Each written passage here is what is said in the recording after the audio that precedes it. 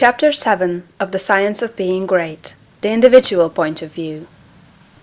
Important as the matter of your point of view for the facts of social life is, it is of less moment than your viewpoint for your fellow men, for your acquaintances, friends, relatives, your immediate family, and most of all, yourself.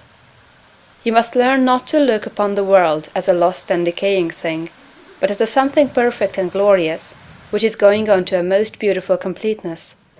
And you must learn to see men and women not as lost and accursed things, but as perfect beings advancing to become complete. There are no bad or evil people. An engine, which is on the rails pulling a heavy train, is perfect after its kind, and it is good. The power of steam, which drives it, is good. Let a broken rail throw the engine into the ditch, and it does not become bad or evil by being so displaced. It is a perfectly good engine, but off the track.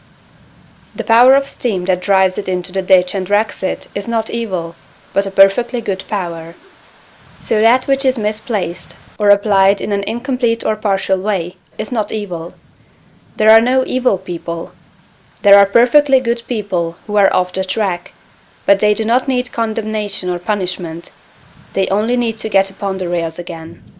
That which is undeveloped or incomplete often appears to us as evil, because of the way we have trained ourselves to think. The root of a bulb that shall produce a white lily is an unsightly thing. One might look upon it with disgust. But how foolish we should be to condemn the bulb for its appearance, when we know the lily is within it. The root is perfect after its kind. It is a perfect but incomplete lily. And so we must learn to look upon every man and woman, no matter how unlovely in outward manifestation. They are perfect in their stage of being, and they are becoming complete. Behold, it is all very good.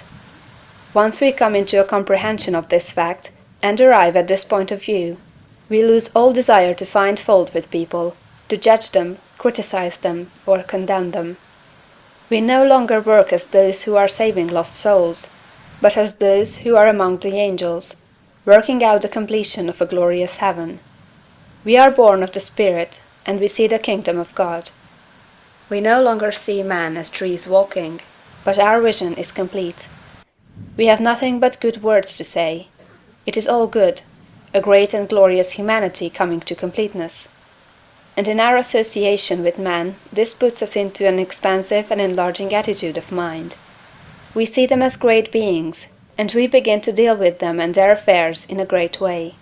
But if we fall to the other point of view, and see a lost and degenerate race, we shrink into the contracting mind, and our dealings with men and their affairs will be in a small and contracted way. Remember to hold steadily to this point of view. If you do, you cannot fail to begin at once to deal with your acquaintances and neighbors and with your own family as a great personality deals with men. This same viewpoint must be the one from which you regard yourself. You must always see yourself as a great advancing soul. Learn to say, "There is that in me of which I am made, which knows no imperfection, weakness, or sickness. The world is incomplete, but God in my own consciousness is both perfect and complete. Nothing can be wrong but my own personal attitude, and my own personal attitude can be wrong only when I disobey that which is within. I am a perfect manifestation of God, so far as I have gone, and I will press on to be complete. I will trust and not be afraid." When you are able to say this understandingly, you will have lost all fear, and you will be far advanced upon the road to the development of a great and powerful personality. End of chapter 7.